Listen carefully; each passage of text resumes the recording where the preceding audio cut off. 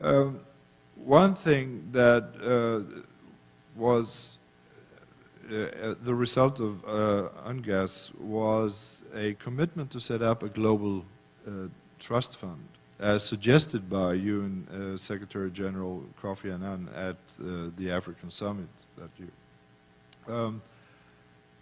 And this got support from all the G8 heads at their summit in Genoa.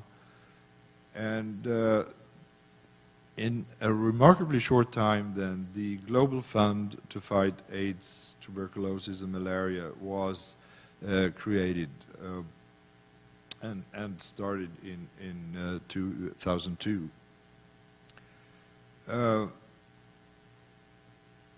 It's a grant-making organization, funding proposals following a technical review, and as we heard, continued support is tied to performance. I'll come back to the governance structure because they're interesting in these two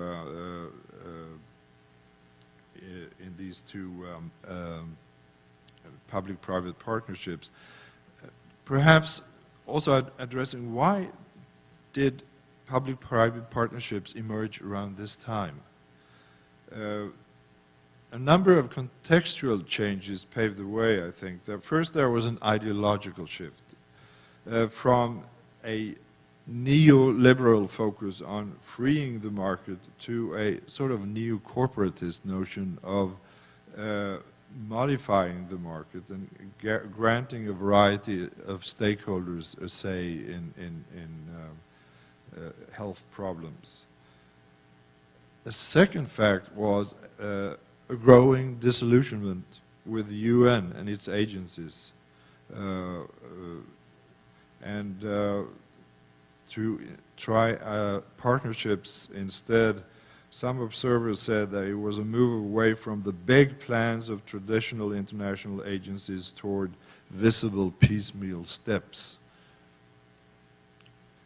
And third, I think there is also a new perspective on health that evolved with increasing recognition that the determinants of good health are wide-ranging. So it's not you have to get various kinds of organizations into the act if you really want to tackle these things. UNAIDS is a new kind of entity in the UN family insofar as it unites several UN organizations, 6 at its creation, 10 at present.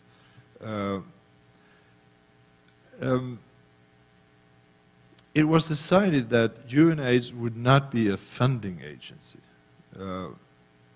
but was to have a more pronounced advocacy role.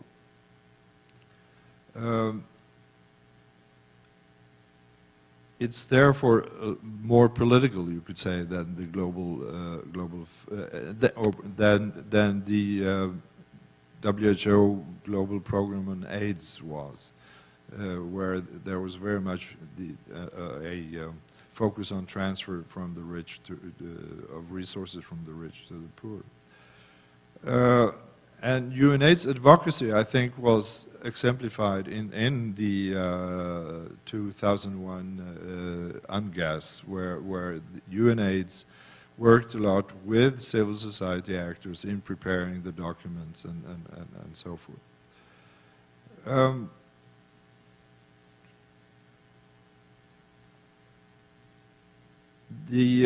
And also the new thing was that NGOs were allowed into the formal decision-making body. 5 representatives, 5 alternates, including, as I said, associations of people living with AIDS, representing Africa, Asia Pacific, Europe, Latin America, and the Caribbean, and North America. But these delegates have a non-voting status. The Global Fund is a different beast. Here, I mean, they have a very interesting composition, the hybrid character of the Global Fund is reflected in the composition of the board. It has 5 types of constituencies: donor states, recipient states, civil society, the private sector, and bilateral or multilateral agencies. These are sorted into 2 voting groups, 1 donor group and 1 recipient group, as well as 1 non-voting group. So 8 representatives from the industrialized states and 2 representatives from the private sector, 1 from a company, 1 from a foundation, constitute the donor group. In the recipient group are 7 representatives from developing states, 3 civil society representatives, 1 from the north, 1 from the south, 1 from affected communities, as the term is. The non-voting group, interestingly, consists of 3 intergovernmental organizational representatives from WHO, UNAIDS, and the World Bank. So here, the UN agencies have non-voting status. And it was, I mean, it was very central at the creation of the Global Fund that it would not be a member of the UN family. And that was the opinion of some of the stronger states, that it would remain outside the UN family, which was considered as less efficient. Interestingly also, as a global public-private partnership, the Global Fund tries to encourage similar consensus building and dialogues between civil society, the private sector, and government representatives in the applicant countries. To apply for grants, a country must set up a country coordinating mechanism, or CCM, composed of representatives from government, NGOs, multilateral and bilateral donor agencies, and business. And this is regarded as an essential structure of the fund's architecture, because it's designed to reflect its commitment to local ownership, recipient-driven strategies, and broad participation. Okay, these take different forms in different countries. These CCM structures have typically run into a number of problems. They tend to be government-dominated, with token civil society representation.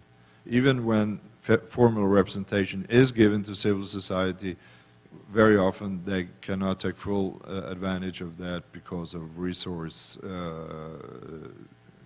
lack of resources and so forth. So very often, because of limited resources and capacities, many of these CCMs seek outside assistance from international organizations, such as WHO, UNAIDS, and the World Bank. So here you have experts from these international organizations helping the CCMs to write applications to the Global Fund.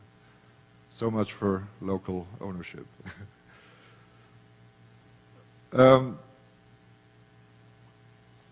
You cannot talk about the Global Fund without mentioning one big actor, and that is the Bill and Melinda Gates Foundation, which is one of the major contributors to of funds to developing countries on global health generally and AIDS in particular. And of course, they have a seat on the Global Fund, as they do on many other public-private partnerships in this area. And they are influential actors, definitely. Not